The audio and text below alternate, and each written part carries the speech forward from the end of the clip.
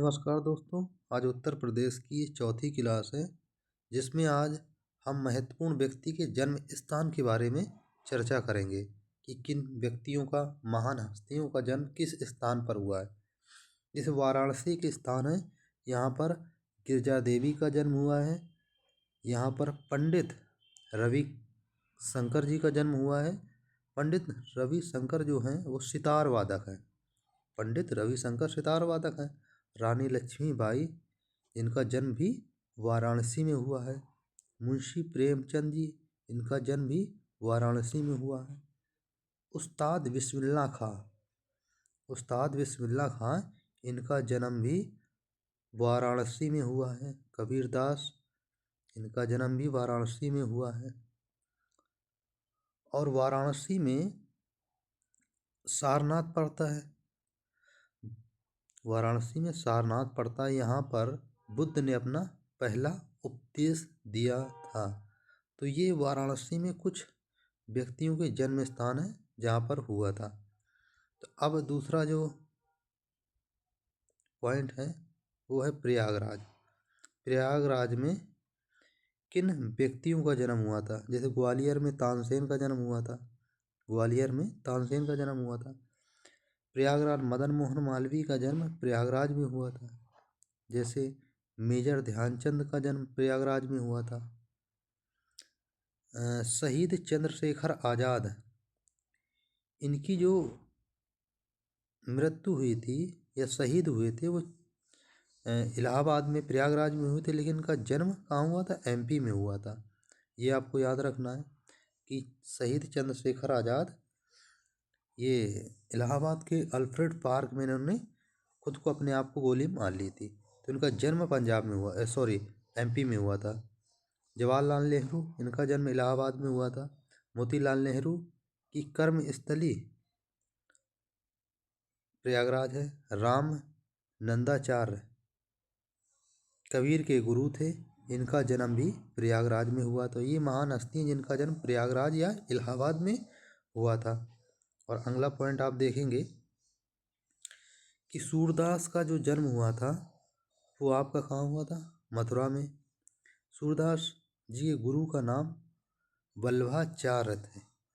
सूरदास के गुरु का नाम वल्लभाचार्य थे। आगरा में किन किन व्यक्तियों का जन्म हुआ है ये आप देख लीजिए। शेख फैजी का जन्म आगरा में हुआ। मिर्जा गालिब का जन्म आगरा में हुआ। अबुल फजल का जन्म आगरा में हुआ।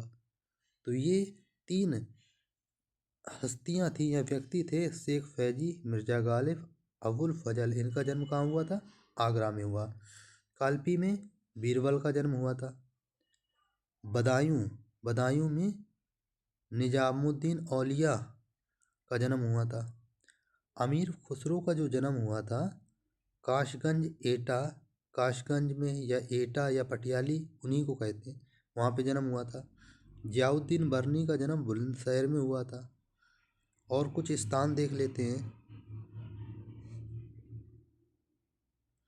कुछ स्थान और देख लीजिए। फैजाबाद है।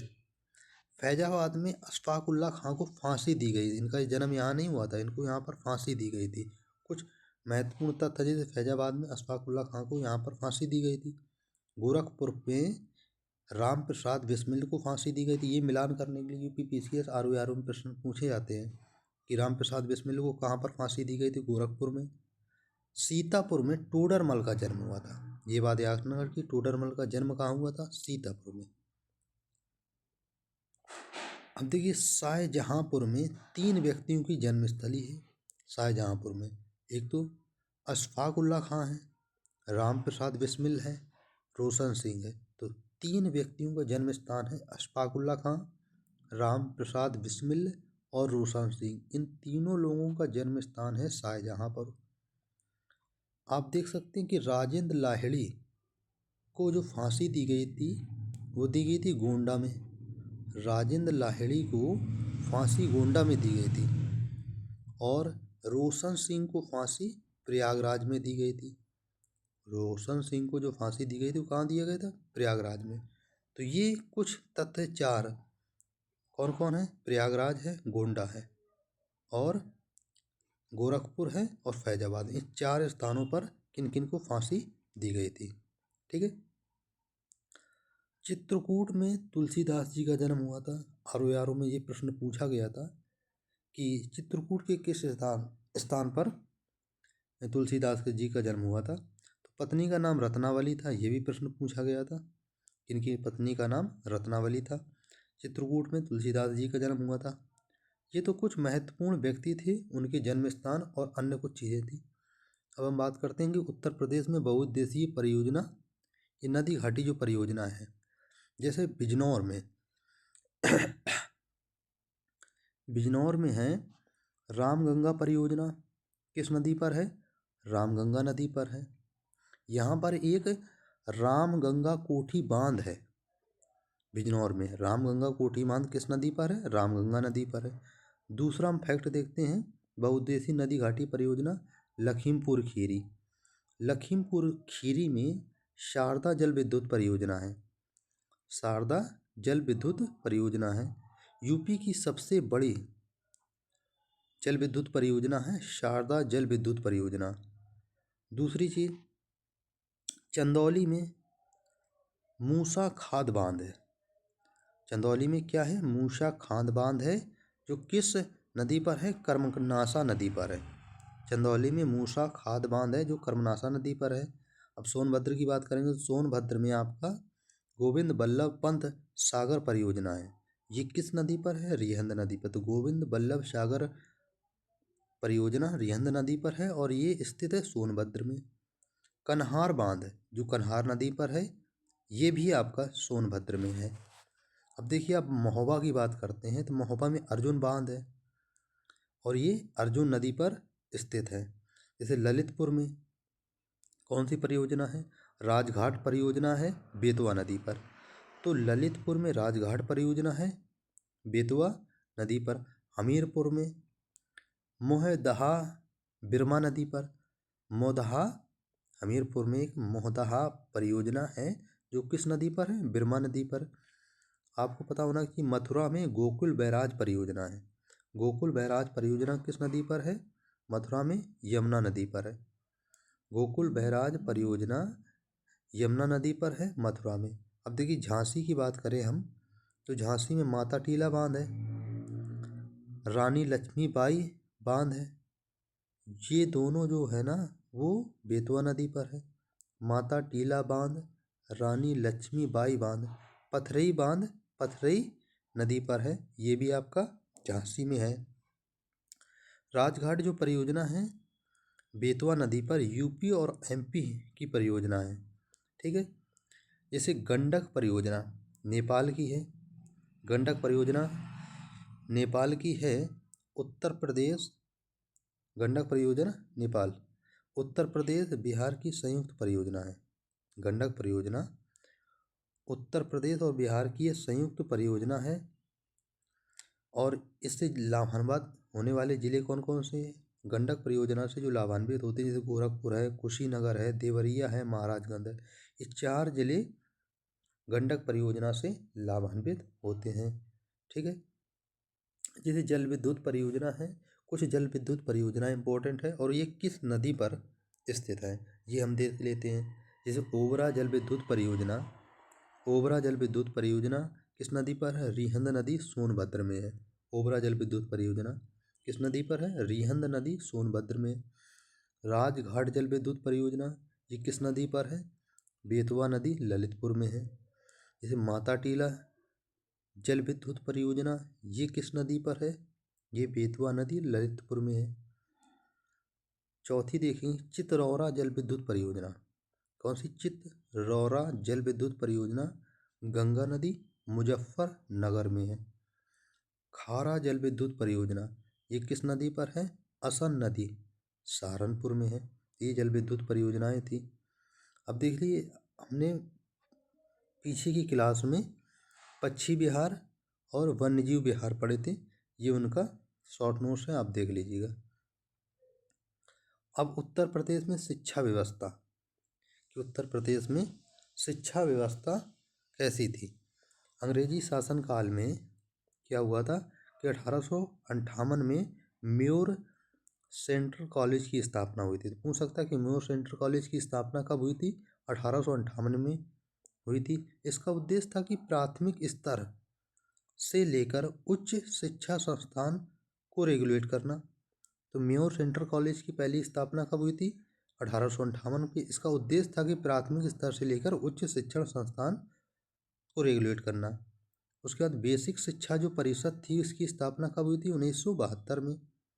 और बेसिक शिक्षा निदेशालय की स्थापना कब हुई थी? 1985 में। उर्दू अकादमी, जो उत्तर प्रदेश में उर्दू अकादमी कब स्थापना हुई थी? 1972 में। मिलान करने के लिए पूछा जाता है कि बेसिक शिक्षा परिषद की स्थापना कब हुई थी, बेसिक शिक्षा निदेशालय की स्थापना कब हुई थी और उर्दू अकादमी की स्थापना कब हुई थी। ये सब मिलान करने के लिए आते हैं। शिक्षण संस्थान की बात करूँ, केंद्रीय विश्वविद्यालय कितने हैं? यूपी में 6 हैं। कृषि विश्वविद्यालय की संख्या कितनी है? 5 है। केंद्रीय विश्वविद्यालय 6 हैं, इनको हम एक एक करके देखते हैं। जैसे इलाहाबाद विश्वविद्यालय, इलाहाबाद विश्वविद्यालय की जो स्थापना हुई थी वो हुई थी 23 सितंबर 1887 को। इसके जो संस्थापक थे विलियम ग्यूर थे। इसके संस्थापक कौन थे? विलियम ग्यूर थे। केंद्रीय विश्वविद्यालय का जो दर्जा मिला था वो कब मिला था? 2005 में। इसको केंद्रीय विश्वविद्यालय का दर्जा 2005 में मिला था इसने। और इसकी जो स्थापना हुई थी मुरली मनोहर के प्रयासों से हुई थी। ठीक है। एक और देख लेते हैं कि बीएचयू की स्थापना, बीएचयू की स्थापना 1916 में हुई थी। मदन मोहन मालवीय इसके संस्थापक थे बीएचयू के।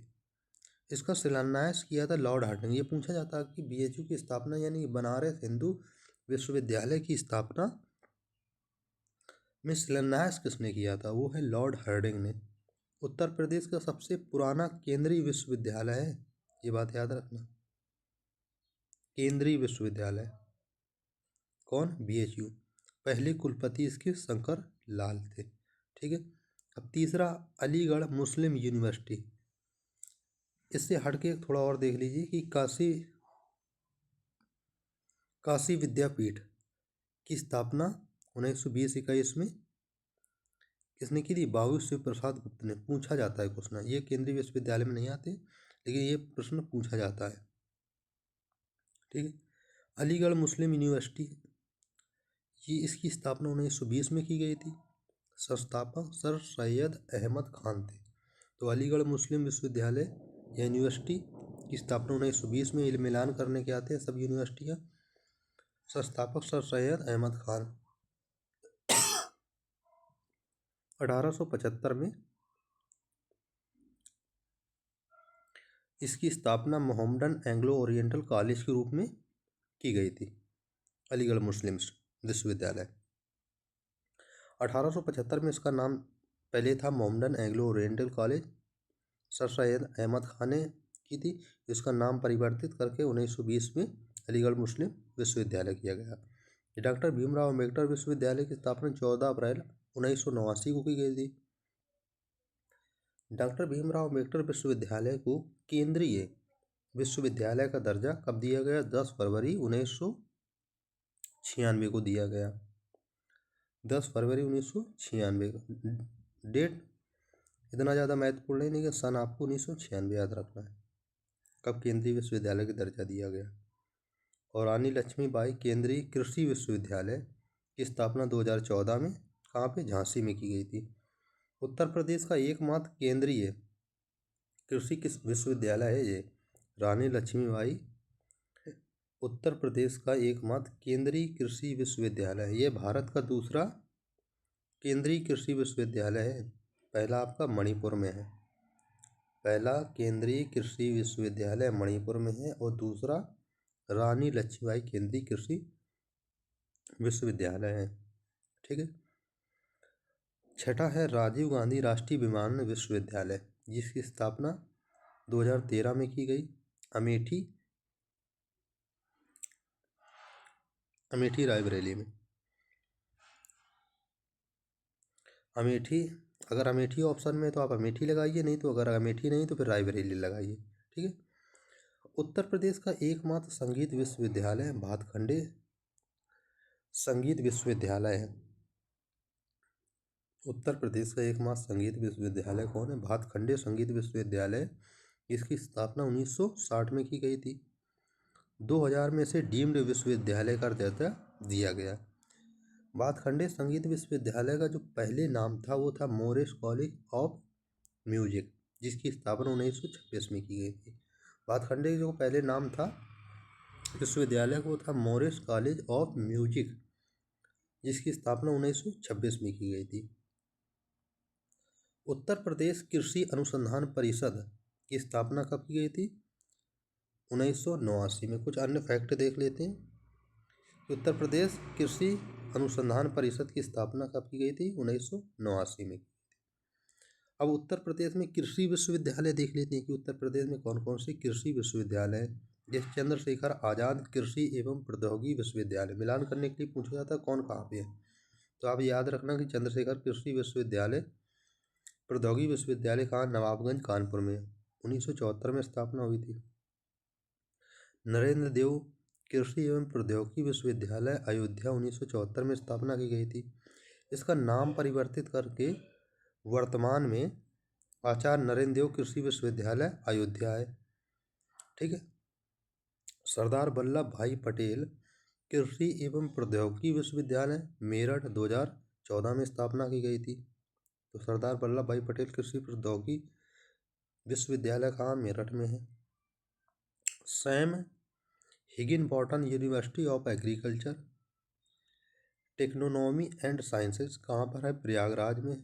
2000 में इसकी स्थापना हुई है। इसे डीम्ड यूनिवर्सिटी का दर्जा प्राप्त है। बांदा कृषि एवं प्रौद्योगिकी विश्वविद्यालय कहाँ पर है? बांदा में है। 2010 में इसकी स्थापना हुई थी।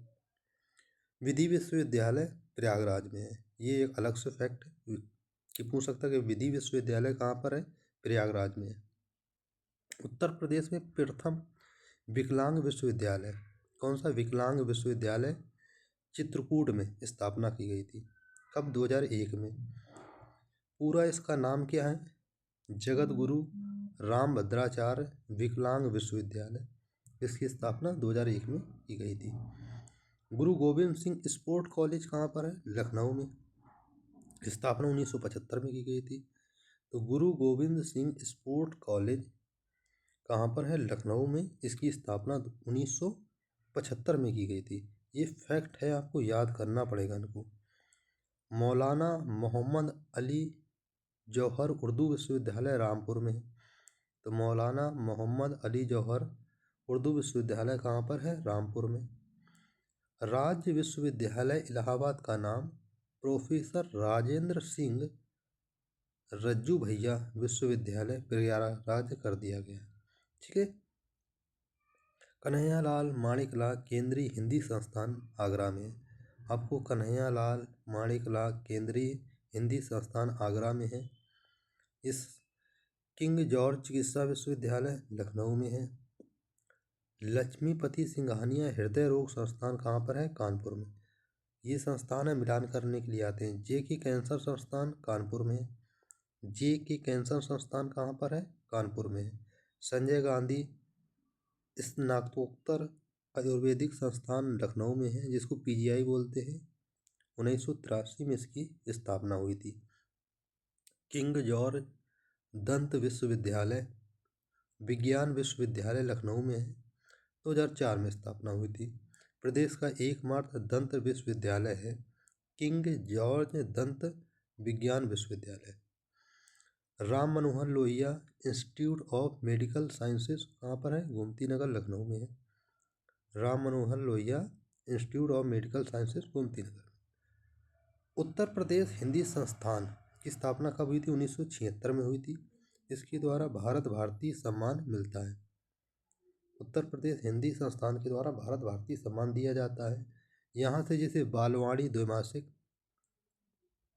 साहित्य भारती त्रैमासिक पत्रिकाएं निकलती है। तो पूछ सकता है कि बालवाणी और साहित्य भारतीय पत्रिकाएं किस संस्थान से निकलती, तो आप लगाइए कि उत्तर प्रदेश हिंदी संस्थान से। ठीक है। उत्तर प्रदेश संस्कृत संस्थान, इसकी स्थापना आपको पता होनी चाहिए 1976 में की गई थी। विश्व भारती सम्मान उत्तर प्रदेश संस्कृत संस्थान द्वारा दिया जाता है। उत्तर प्रदेश संस्कृत संस्थान द्वारा विश्व भारती सम्मान दिया जाता है। इसके द्वारा वाराणसी में अखिल भारतीय व्यास महोत्सव समारोह का आयोजन किया जाता है।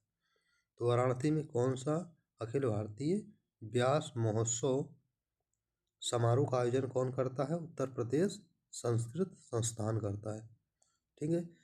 हिंदुस्तान एकेडमी कहाँ पर है? प्रयागराज में। मिलान करने के लिए सब क्वेश्चन आते हैं। 1927 में स्थापना की गई थी। हिंदुस्तान एकेडमी प्रयागराज में है। 1927 में स्थापना हुई थी। उत्तर प्रदेश उर्दू अकादमी, उत्तर प्रदेश उर्दू अकादमी की स्थापना कब हुई थी? 1972 में। खबरनामा मासिक व अकादमी त्रैमासिक पत्रिकाएं निकलती हैं। एक खबरनामा है, एक अकादमी।